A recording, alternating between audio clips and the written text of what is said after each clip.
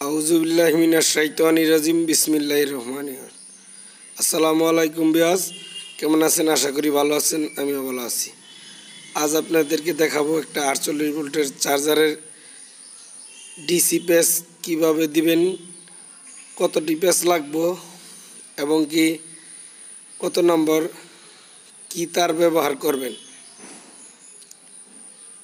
আর কিভাবে বাঁধ দিবেন এই নিয়ে একটা আলোচনা করব। আপনারা মনোযোগ সহকারে ভিডিওটা দেখবেন। অবশ্যই কেটে কেটে দেখলে কিছু বুঝতে পারবেন না। দেখতেছেন স্ক্রিনের সামনে যে আমরা 48 ভোল্টের একটা চার্জার বাধাই করতেছি। আসলে এই চার্জারটা বাধাই করতেছি এক ভাই আমাদের অর্ডার দিয়ে গেছে, তার জন্য বাধাই করতেছি আমরা এই 48 ভোল্টের চার্জার। এই চার্জারটি হলো 84 প্যাচ, আমাদের ডিসি প্যাচ 84 ভোল্টে, ডিসি প্যাচ 84টা প্যাচ হবো। অনেক জায়গায় আছে দেখা যায় ভোল্টেজের কারণে প্যাচের সংখ্যা আপ ডাউন হইতে পারে।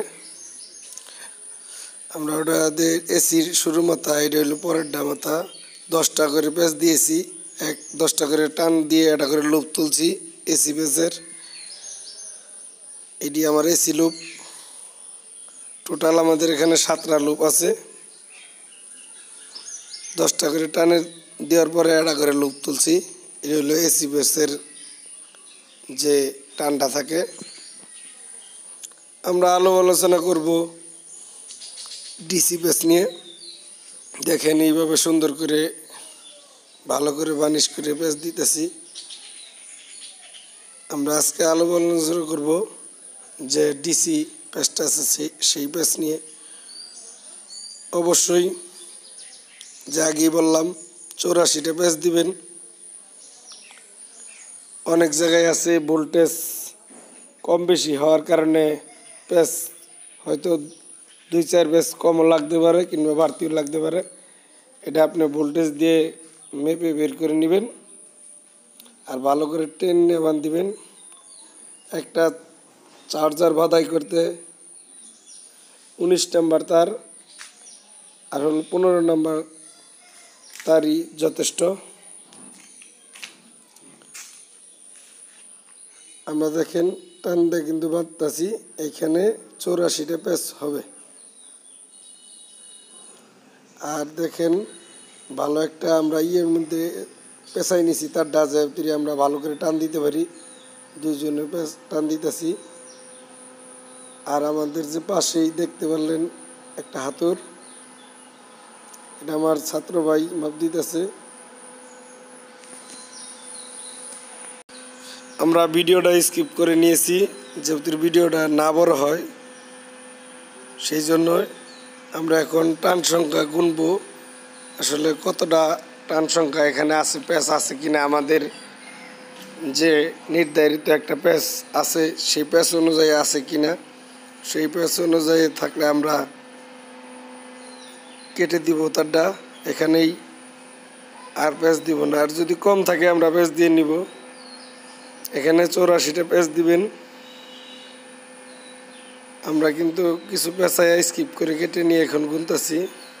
এখান পর্যন্ত 71টা আছে, ধরেন 72, 73, 74, 75, 76, 77, 78, 79, 80। এখানে 80টা প্যাচ আছে। আমরা এখানে আরো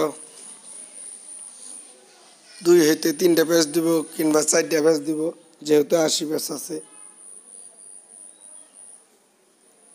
আমরা দেখেন অলরেডি একটা প্যাচ দিয়ে নিয়েছি।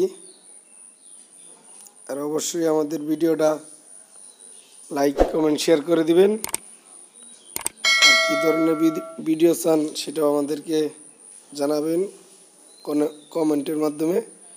আর কোনো ভাই যদি কাজ শিখতে চান অবশ্যই আমাদের স্ক্রিনে দেখানো নাম্বারে যোগাযোগ করে, এখানে ইমো হোয়াটসঅ্যাপ সবই আছে। আমরা কিন্তু অলরেডি পেঁচ কিন্তু দুইটা দিয়ে আসছি। আমাদের 84টা পেঁচ লাগবো, এটা হলো ডিসি পেঁচ 84টা। দেখেন 3 পেঁচ শেষ। দেখেন স্ক্রিনের পাশে কিন্তু আরেকটা চার্জার দেখা যাইতেছে, ওটা আগে পেঁচানো হয়েছে কিছুক্ষণ আগেই। আমরা এটা ধরছি এখন, ওটা কমপ্লিট করেছি সকাল দিক দিয়ে। এরকম একটা হাতুড়ি নেবেন কাঠের, ভালো করে হালকা করে বাড়ি দিয়ে, যে বাড়ি দিলে অ্যাডজাস্ট হয়ে যায় ভালো করে, তার ডিপ বসে পড়ে কিংবা টান হয় কোনো, যে এলোমেলো না হয়। দেখেন ভালো করে আমরা কিন্তু চারিপাশে বাড়ি দিয়ে নিলাম, যে আমাদের সমস্যাটি না হয়। এইভাবে বাড়ি দিয়ে কাজ করবেন, আশা করি বুঝতে পেরেছেন। আমার ছাত্র ভাইরা কিন্তু ভালো করে বাড়ি দিয়েছে, আশা করি বুঝতে পেরেছেন। এই বলে শেষ করলাম। সবাই ভালো থাকবেন। আসসালামু আলাইকুম।